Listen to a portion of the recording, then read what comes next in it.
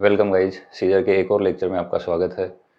Scissor के पिछले class में अपन ने पढ़ा था सीजर किन कारणों की वजह से होता है, क्या इलेक्ट्रिकल एक्टिविटी होती है, किस प्रकार से डिस्टर्बेंस होता है इलेक्ट्रिकल एक्टिविटी में, और उसके द्वारा किस किस टाइप के जो है वो मोटार, सेंसरी और साइकोमोटार सिम्टम्स पेशेंट्स के अंदर देखने को मिलते हैं, किन किन टाइप के होते हैं। पार्शियल सीजर अपन ने देखे, जनरलाइज सीजर अपन ने देखे। आज अपन बात करते हैं कि इसका डायग्नोसिस और मैनेजमेंट किस प्रकार से किया जाएगा, कि किसी पेशेंट के अंदर सीजर रिपीटेडली सीजर आ रहे हैं या फिर एपिलेप्सी की कंडीशन है, तो उसको किस प्रकार से डायग्नोस किया जाए और किस प्रकार से मैनेज किया जाए। और एक किसी पेशेंट में अचानक से सीजर आ जाता है तो उस स्थिति में अपने को क्या करना चाहिए और क्या नहीं, वो सारे चीज़ें जो है वो आज अपनी क्लास में डिटेल में पढ़ेंगे। तो आज अपन देख रहे हैं मैनेजमेंट ऑफ सीजर। सीजर के मैनेजमेंट से पहले अपन देखते हैं कि डायग्नोसिस जो है वो सीजर का किस प्रकार से कर सकते हैं। तो सीजर के लिए जो सबसे मेन जो डायग्नोसिस बनता है वो होता है ईईजी या इलेक्ट्रोएन्सेफेलोग्राम।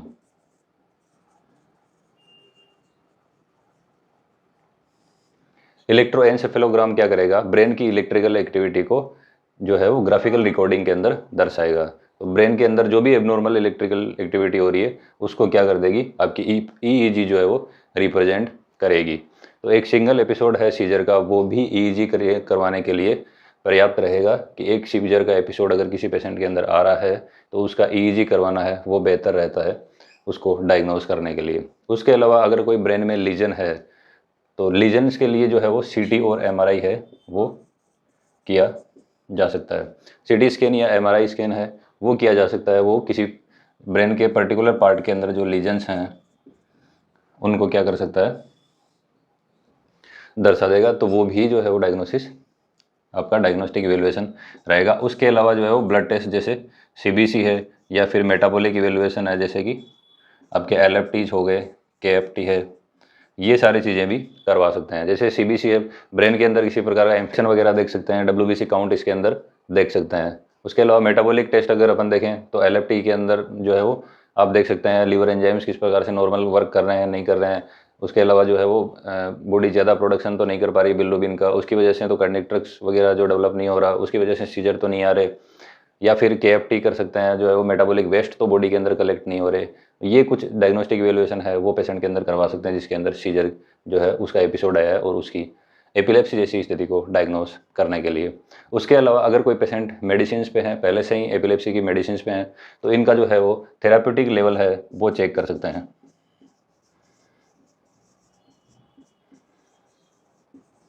थेराप्यूटिक लेवल ऑफ मेडिसिन, अगर कोई पेशेंट मेडिकेशन पे है जैसे कि फिनाटोइन है, जैसे कि सोडियम वेल्पोरेट है, और भी बहुत सारी जो ड्रग्स है वो अपन आगे पढ़ेंगे, तो उनका जो है वो सीरम लेवल चेक कर सकते हैं, जो क्या करेगा आपका मैनेजमेंट ऑफ सीजर के अंदर हेल्प करेगा। आगे ड्रग को चेंज करने में भी, ड्रग की डोज बढ़ाने या कम करने के अंदर भी थेरापेटिक लेवल जो है वो चेक करके अपन चेंज कर सकते हैं। उसके बाद में आता है कि किसी पेशेंट के अंदर अगर सीजर डेवलप हो रहा है या रिपीटेटिवली सीजर आ रहे हैं तो उसको किस प्रकार से मैनेज किया जाएगा।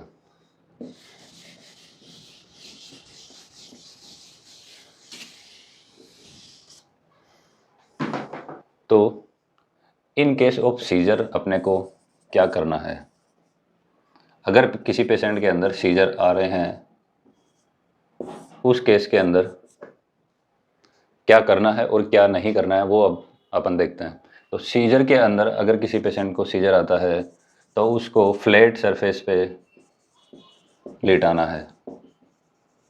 फ्लैट सरफेस या तो बेड हो सकता है या फिर फ्लोर हो सकता है, उस पर क्या करना है, पेशेंट को लिटाना है फ्लैट सरफेस पे। पेशेंट को, अगर पेशेंट गिर रहा है तो गिरने से बचाना है और एक फ्लैट सरफेस के ऊपर लेटाना है, ताकि जो है वो पेशेंट जो है वो इंजरी नहीं करे या पेशेंट को इंजरी नहीं हो। उसके अलावा पेशेंट को क्या करना है, साइड में टर्न करना है, टर्न द पेशेंट। अगर किसी पेशेंट को सीजर आ रहे हैं तो उसको क्या करना है, साइड लाइंग पोजिशन देनी है।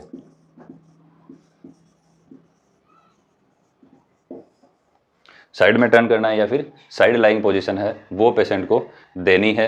उसके अलावा एरिया जो है वो आसपास का क्लीन करना है, clean the area around patient. Patient के आसपास का जो एरिया है वो क्लीन करना है, जो भी हार्मफुल ऑब्जेक्ट है वो क्या करना है, पेशेंट के एरिया से रिमूव करने हैं आपको। उसके बाद में क्या करना है, पेशेंट को साइड में लिटा के pillow under the head, place a pillow under the head, ये साइड लाइंग पोजीशन के अंदर आपको पिलो लगाना है, ना कि आपको सुपाइन पोजीशन के अंदर। उसके अंदर क्या हो सकता है, जो हेड है वो आगे की तरफ फ्लेक्स होगा तो रेस्पिरेटरी डिफिकल्टी पेशेंट को हो सकती है, इसलिए साइड लाइंग पोजीशन देना है। उसके बाद में थोड़ा सा हेड को एलिवेट करना है ताकि उसको रेस्पिरेशन में थोड़ा सा आसानी हो। फिर उसके जो कपड़े हैं वो आपको क्या करना है, जो है वो क्लोथिंग जो है उनको क्या करना है, लूज करना है। और स्पेशली अगर नेक के अराउंड क्या है, टाइट क्लोथिंग है तो उसको क्या करना है, ढीला करना है ताकि पेशेंट जो है वो ब्रीदिंग में प्रॉब्लम नहीं हो, प्रॉपर ऑक्सीजनेशन है वो पेशेंट का हो जाए।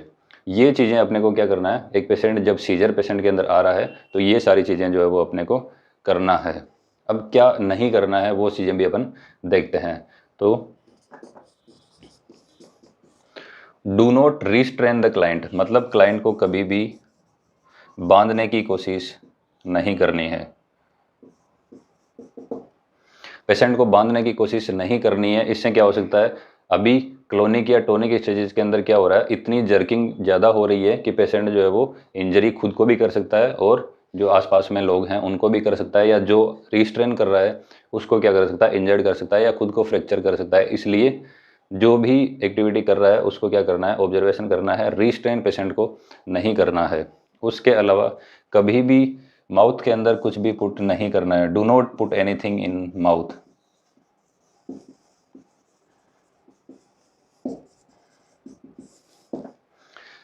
मुंह के अंदर कुछ भी पुट नहीं करना है, ना अपना हाथ देना है, ना किसी आर्टिकल या ऑब्जेक्ट को जो है वो डाल के मुंह को खोलने की कोशिश नहीं करनी है। जब पेशेंट के अंदर क्या हो रहे हैं, सीजर आ रहे हैं, जब पेशेंट के अंदर कन्वर्जन आ रहे हैं, जब पेशेंट के अंदर जर्किंग हो रही है, उस स्थिति के अंदर माउथ के अंदर कुछ भी पुट नहीं करना है पेशेंट के।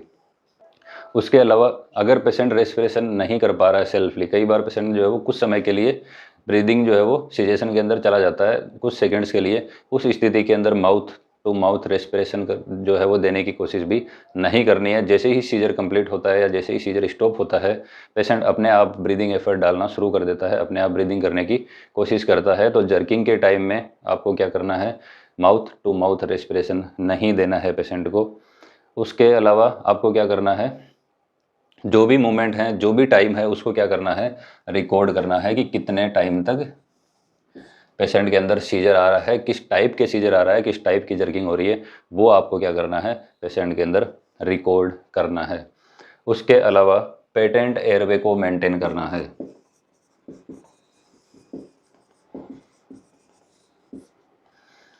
जैसे ही पेशेंट के अंदर सीजर स्टॉप होता है, आपने क्या किया है, साइड लाइंग पोजीशन दी है। माउथ के अंदर जो है वो कई बार सिक्रीशंस जो है वो बढ़ जाते हैं पेशेंट के, उन सिक्रीशंस को आपको क्या करना है, सक्शन करके पेटेंट एयरवे मेंटेन करना है। तो सीजर वाले पेशेंट में या रिस्क ऑफ सीजर वाले पेशेंट्स में आपके पास में क्या होना चाहिए, सक्शन के लिए जो भी आर्टिकल है, जो भी ऑब्जेक्ट है, वो आपके पास में रेडी होने चाहिए। और जैसे ही अगर पेशेंट को सीजर आता है, माउथ के अंदर सिक्रीशन जो है वो बढ़ते हैं, या फिर सीजर के टाइम में पेशेंट वोमिट करता है, तो उस स्थिति में सक्शन करके जो भी गैस्ट्रिक कंटेंट या फिर जो माउथ के अंदर कंटेंट है, सलाइवा वगैरह, उसको एस्पिरेट करके, जो सक्शन करके क्या है, एस्पिरेट करने से अपन पेशेंट को बचा सकते हैं, जिससे आपका जो पेशेंट का एयरवे जो है वो पेटेंट होगा और पेशेंट को ब्रीदिंग के अंदर आसानी होगी। उसके अलावा जैसे ही सीजर स्टॉप होता है, आपको क्या करना है, ऑक्सीजन थेरेपी पेशेंट को देनी है। पेशेंट को क्या करना है, O2 थेरेपी देनी है। O2 थेरेपी क्यों देनी है, क्योंकि यहाँ पे क्या हो रहा है, टॉनिक क्लोनिक अगर पेशेंट को सीजर आ रहे हैं तो उसमें रेस्पिरेटरी मसल्स भी इन्वॉल्व होगी, और उससे क्या होगा, पेशेंट जो है वो हाइपोक्सिया की स्टेट में रहेगा, पेशेंट का ऑक्सीजनेशन लो रहेगा। और आप O2 थेरेपी देंगे तो पेशेंट का ऑक्सीजनेशन इंप्रूव होगा। पेटेंट एयरवे कर दिया आपने, सक्शन कर दिया, उसके बाद में आपको क्या करना है, O2 थेरेपी पेशेंट को देनी है, जिससे पेशेंट का ऑक्सीजनेशन है वो यहाँ पे इम्प्रूव हो जाए। ये कुछ चीज़ें जो है वो आपको ध्यान में रखनी है। जब भी किसी पेशेंट को सीजर आ रहा है, उस स्थिति के अंदर क्या करना है, आपको आर्टिकल्स जो आसपास के हटाने हैं, पेशेंट के कपड़े जो है वो लूज़ कर देने हैं। जितने भी जो आसपास के आर्टिकल है वो आपने हटा दिए हैं, कपड़े लूज़ कर दिए हैं। साइड रेल्स पेशेंट की जो है वो ऊपर कर सकते हैं। उसके अलावा पेशेंट को इंजरी से बचाना है, फॉल से बचाना है, फ्लैट सरफेस पे लेटा के रखना है, पेशेंट को साइड लाइंग पोजीशन देनी है। उसके अलावा हेड के नीचे पिलो रखना है, सक्शन करना है अगर पेशेंट को सिक्रीशंस आ रहे हैं। उसके बाद में पेटेंट एयरवे मेंटेन करना है और ऑक्सीजन थेरेपी देनी है। इस प्रकार आपको क्या करना है, एक पेशेंट को सीजर आ रहे हैं तो उसको इस प्रकार के इंटरवेंशन करने हैं। अब इसके बाद में आता है मेडिकल मैनेजमेंट की, किस प्रकार से मेडिसिन के द्वारा सीजर को कंट्रोल में किया जाता है। अब अपन देखते हैं मेडिकल मैनेजमेंट की मेडिसिन के द्वारा किस प्रकार से सीजर को कंट्रोल में किया जा सकता है। तो इसके अंदर एंटी एपिलेप्टिक ड्रग्स जो है वो नॉर्मली यूज की जाती है।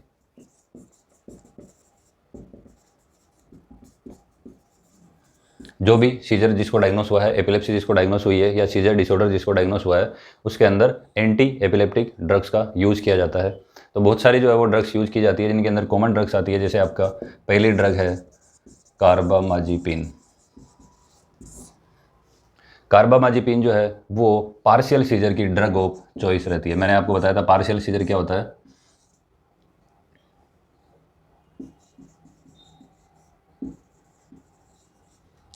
पार्शियल सीजर क्या है? एक लिमिटेड पार्शियल एरिया के अंदर, एक फोकल एरिया के अंदर, एक पर्टिकुलर सेरिब्रल हेमिस्फीयर के अंदर इलेक्ट्रिकल एक्टिविटी अगर चेंज हो रही है तो उसको अपन पार्शियल सीजर कहते हैं। उसके अंदर जो आपकी ड्रग ऑफ चॉइस रहेगी वो रहती है आपकी कार्बामाजिपिन। इसको अपन बोलते हैं टेग्रिटोल। अगर आप इसका ब्रांड देखें तो नॉर्मली जो है वो टेग्रिटोल नाम से ये ड्रग आती है। तो ये जो है वो पार्शियल सीजर के अंदर आपकी ड्रग ऑफ चॉइस रहती है। और इसका थेरापेटिक जो लेवल है वो अगर आप देखें तो 3 से 14 माइक्रोग्राम पर ml। अगर आपको इसका थेरापेटिक लेवल अगर एग्ज़ाम के अंदर पूछते हैं तो वो रहेगा आपका 3 to 14 माइक्रोग्राम पर ml। ये है आपकी drug of choice partial seizure की, that is called carbamazepine. Second important drug आती है आपकी फिनाटोइन। हाइडेंटोइंस के अंदर जो है वो आपकी फिनाटोइन या फिर फॉस्फोफिनाटोइन ड्रग जो है वो आती है। और ये जो है वो जनरलाइज टॉनिक क्लोनिक सीजर के अंदर जो है वो कॉमनली यूज की जाती है। ये जनरलाइज के साथ में पार्शियल सीजर के अंदर भी जो है वो फिनाटोइन ही है वो यूज की जाती है। और थेरापेटिक लेवल जो है वो इसका 10 to 20 माइक्रोग्राम पर ml। ये थेरापेटिक लेवल होता है फिनाटोइन का आपके ब्लड के अंदर। ये भी एग्जाम्स के अंदर कई बार पूछा जाता है कि फिनाटोइन सोडियम का बॉडी के अंदर कितना लेवल होता है। ये है 10 से 20 माइक्रोग्राम पर ml। इसका मैकेनिज्म क्या होता है? ये करता है सोडियम चैनल्स को ब्लॉक करता है। फिनाटोइन क्या कर रहा है? सोडियम चैनल्स को ब्लॉक कर रहा है। एक और चीज़, ये जो है वो वेंस जो होती है वो आपकी बॉडी की वेंस होती है, उसके लिए ये होता है इरिटेंट। जो फिनाटोइन सोडियम होता है वो बहुत ही ज़्यादा इरिटेंट होता है, इसलिए आईवी के अंदर जो है वो फॉस्फोफिनाटोइन है वो भी यूज किया जा सकता है। फॉस्फोफिनाटोइन कम जो है वो इरिटेंट होता है बजाय कि फिनाटोइन के। फिनाटोइन ज़्यादा इरिटेंट होता है।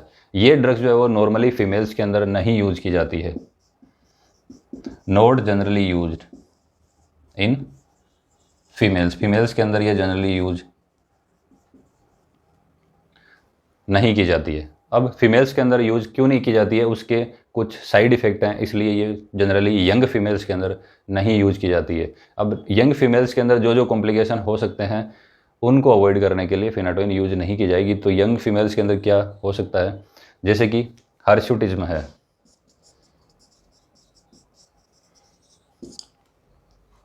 फीमेल्स के अंदर क्यों यूज़ नहीं करना है? हर्शुटिज्म की स्थिति है वो यहाँ पे डेवलप हो सकता है, हेयर ग्रोथ जो है वो बॉडी के अंदर बढ़ सकती है। तो उसके अलावा सेरिबेलर जो है वो सिम्टम्स पेशेंट के अंदर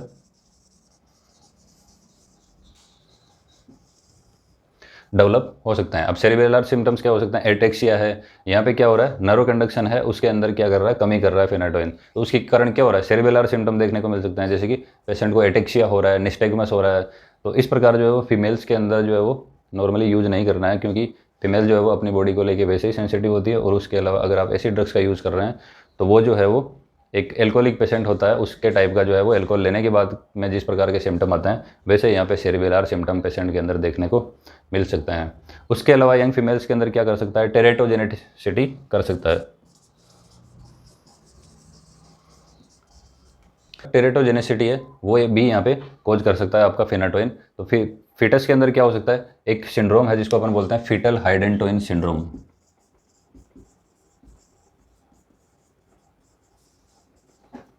फीटल हाइडेंटोइन सिंड्रोम, हाइडेंटोइन नाम से आप याद रख सकते हैं कि फिनाटोइन का साइड इफेक्ट एक फीमेल के अंदर हो रहा है, जिसके अंदर क्या हो रहा है, बच्चे के अंदर एक सिंड्रोम डेवलप हो रहा है जिसको अपन बोल रहे हैं fetal hydantoin syndrome. Fetal hydantoin syndrome हो सकता है जिसमें क्या होगा, बच्चे का क्लेफ्ट लिप और क्लेफ्ट पैलेट जो है वो पेशेंट के अंदर या बच्चे के अंदर देखने को मिल सकता है, या फिर बच्चा माइक्रोसिफेली हो सकता है बच्चे के अंदर।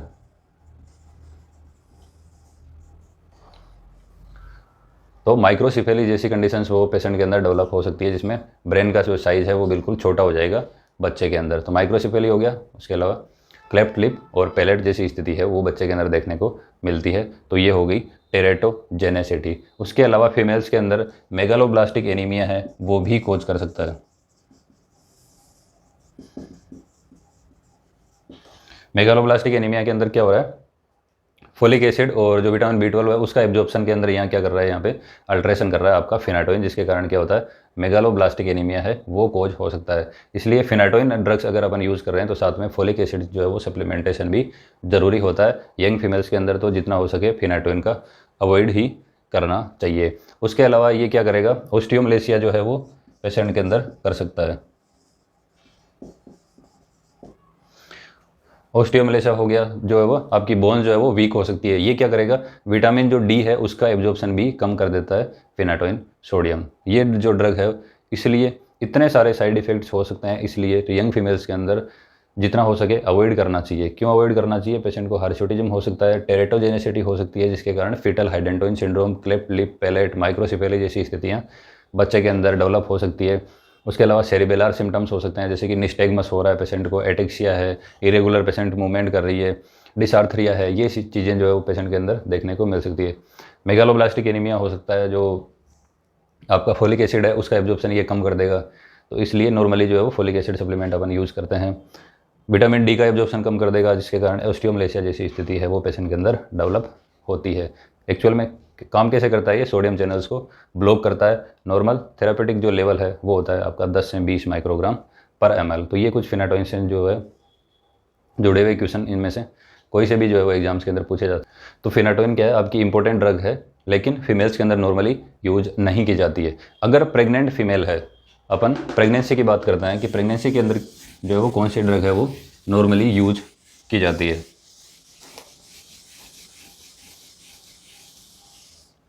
तो यहाँ पे आपने देखा कि फिनाटोइन को अवॉइड करना है यंग फीमेल्स के अंदर। अगर मान लो प्रेगनेंसी है तो प्रेगनेंसी के अंदर फिनोबार्बिटोन, नॉर्मली जो है वो प्रेगनेंसी के अंदर फिनोबार्बिटोन का यूज़ किया जाता है। अगर सीजर जो है वो पेशेंट को है, उस स्थिति के अंदर क्या होगा, फिनोबार्बिटोन का यूज होगा। उसके अलावा अगर बच्चे हैं, इन्फेंट हैं, उनमें सीजर आ रहा है या नियोनेटल सीजर है, नियोनेटल सीजर है, उसमें भी आपका फिनोबार्बिटोन यूज किया जाता है। तो फिनाटोइन सोडियम यहाँ पे यूज नहीं किया जा रहा है, एक तो प्रेगनेंसी जैसी स्थिति में, उसके अलावा नियोनेटल अगर सीजर हैं या फिर कनेक्टर्स पेशेंट के अंदर है उसकी वजह से सीजर आ रहे हैं तो नॉर्मली फिनोबार्बिटोन का यूज किया जाता है। तो ये अपन ने देख लिया कि प्रेगनेंसी और नियोनेट के अंदर किस प्रकार जो है वो इन ड्रग्स का यूज किया जाता है। उसके बाद में अपन अगली ड्रग देखते हैं, सोडियम वेलपोरेट या वेलपोरिक acid.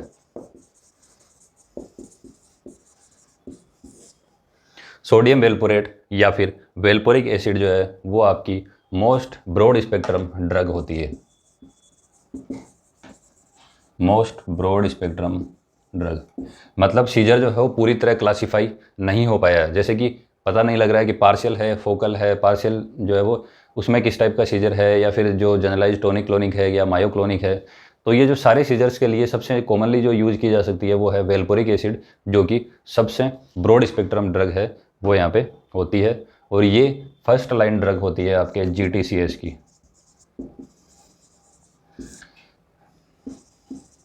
Generalise tonic clonic scissor और मायोक्लोनिक सीजर अगर पेशेंट में है, उसके अंदर आपकी फर्स्ट लाइन ड्रग है वो आपकी होगी वेलपोरिक एसिड। इसको GTCS में, जनरलाइज टोनिक क्लोनिक में और मायोक्लोनिक सीजर के अंदर नॉर्मली यूज किया जाता है फर्स्ट लाइन ड्रग की तरह। उसके अलावा सेकंड लाइन ड्रग हो सकती है आपके पार्शियल सीजर की,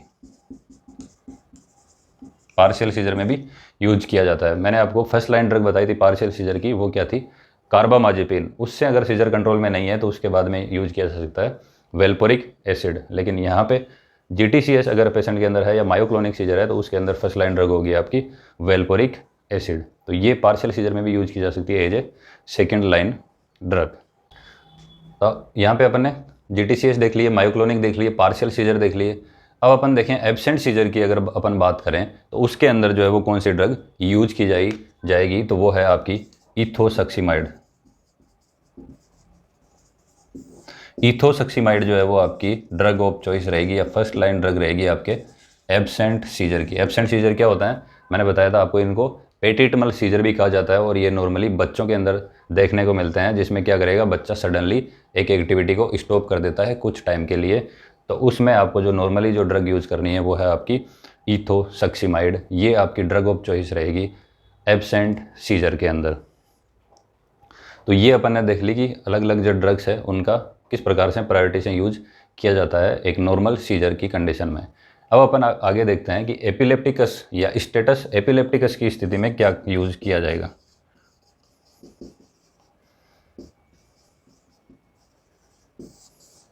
स्टेटस एपिलेप्टिकस होता क्या है, एक कंटिन्यूअस सीजर जो कि 5 मिनट से ज़्यादा मोर देन 5 मिनट तक कंटिन्यू है और उसके साथ साथ में कॉन्शियसनेस पेशेंट में नहीं है, लॉस ऑफ कॉन्शियसनेस है और वो सीजर 5 मिनट तक बना हुआ है, या फिर कंटिन्यूअसली रिकरेंट सीजर आ रहे हैं, रिकरेंट सीजर आ रहे हैं more than 30 minute without regaining consciousness, मतलब बीच में कॉन्शियसनेस पेशेंट में नहीं आ रही है और कंटिन्यूअसली जो है वो पेशेंट के अंदर सीजर डेवलप हो रहे हैं।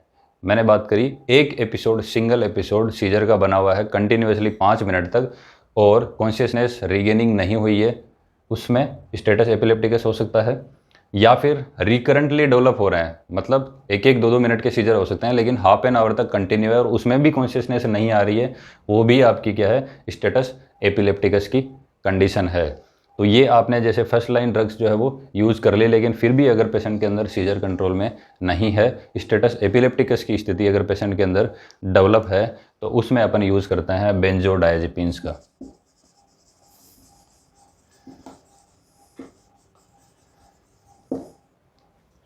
अब बेंजोडायजेपिन्स क्या होते हैं, लोराजिपाम या फिर डायजिपाम।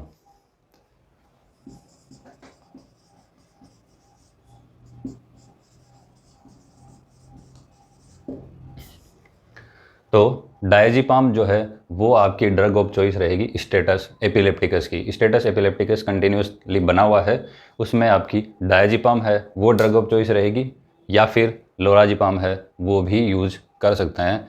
ये जो है वो आपके बेंजोडायजेपिन्स होते हैं। उसके अलावा अगर फेब्राइल सीजर है तो उसके अंदर क्लोनाजिपाम भी यूज करते हैं। फेब्राइल सीजर मतलब हाई ग्रेड फीवर की वजह से क्या हो रहा है पेशेंट के अंदर सीजर डेवलप हो रहे हैं। हाई ग्रेड फीवर की वजह से अगर पेशेंट के अंदर कंटिन्यूसली सीजर आ रहे हैं तो उस स्थिति के अंदर अपन क्या कर सकते हैं, क्लोनाजिपाम का यूज़ कर सकते हैं। तो बेंजोडायजेपिन्स भी है वो एंटी एपिलेप्टिक्स के रूप में यूज़ कर सकते हैं स्टेटस एपिलेप्टिकस की कंडीशन में। इनके अलावा कुछ ड्रग्स है जैसे कि गाबापेंटिन है, लेमोट्रिजीन है, लेवेरासिटम है,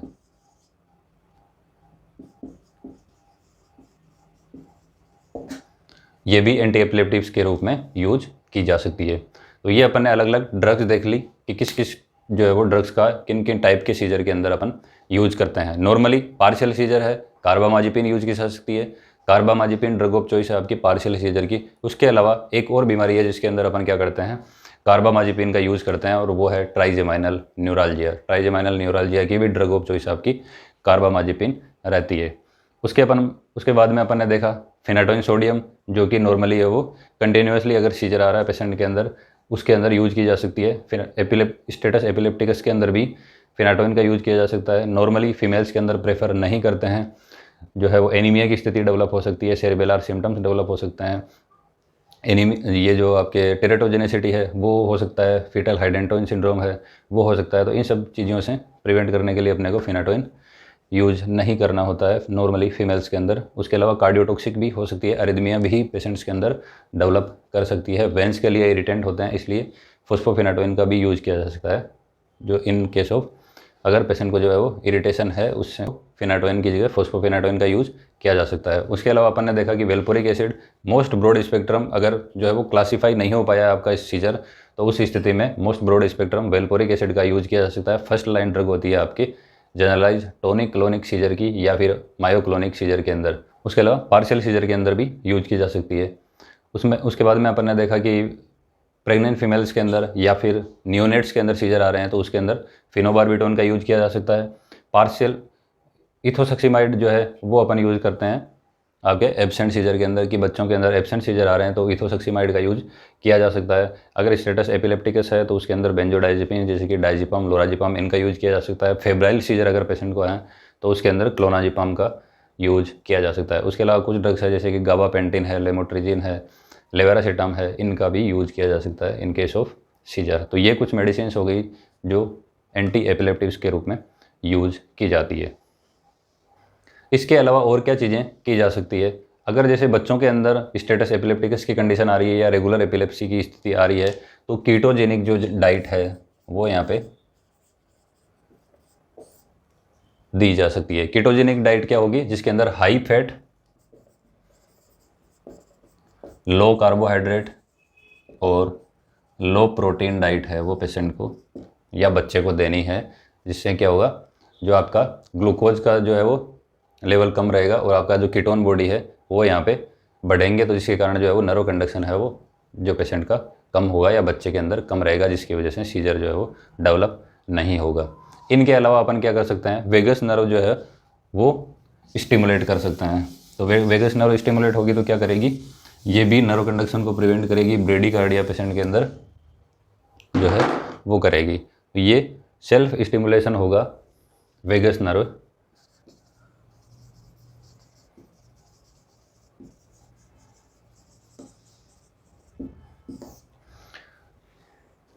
तो वेगस नर्व स्टिमुलेशन के अंदर क्या करेंगे? एक पेसमेकर टाइप जो है वो आर्टिकल प्लेस करेंगे पेशेंट की अपर चेस्ट के अंदर या फिर नेक से जस्ट बिलो। वो क्या करेगा?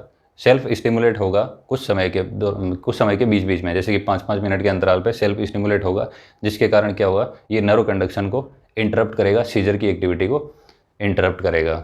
इनके अलावा क्या मैनेजमेंट हो सकता है? जैसे कि अगर ये सारी चीज़ें करने के बाद में भी अगर पेशेंट के अंदर सीजर कंट्रोल में नहीं है, तो लोबेक्टोमी जो है वो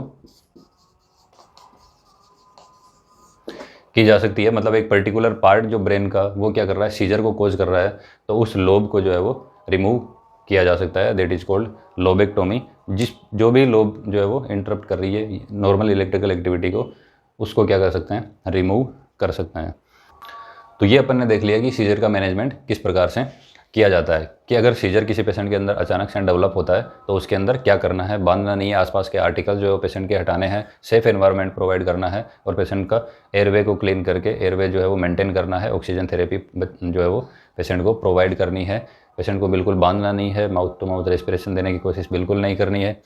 उसके अलावा मेडिसिन का यूज़ कर सकते हैं। मेडिसिन के अंदर जैसे आपने देखा carbamazepine, sodium valproate, phenytoin sodium, gabapentin, lamotrigine, benzodiazepines, ethosuximide, phenobarbitone, ये सारी जो ड्रग्स है वो एंटी एपिलेप्टिक्स के रूप में यूज की जा सकती है। इनके अलावा कीटोजेनिक डाइट है वो बच्चों में दी जा सकती है, जो क्या करेगी? कीटोन बॉडीज़ का जो है वो प्रोडक्शन करेगी, नर्व कंडक्शन का जो है वो अल्ट्रेशन करेगी। वेगस नर्व स्टिमुलेटर है वो यूज किया जा सकता है। उसके अलावा एक पर्टिकुलर जो लोब वो क्या कर रही है? सीजर को कोज कर रही है, उसको रिमूव किया जा सकता है।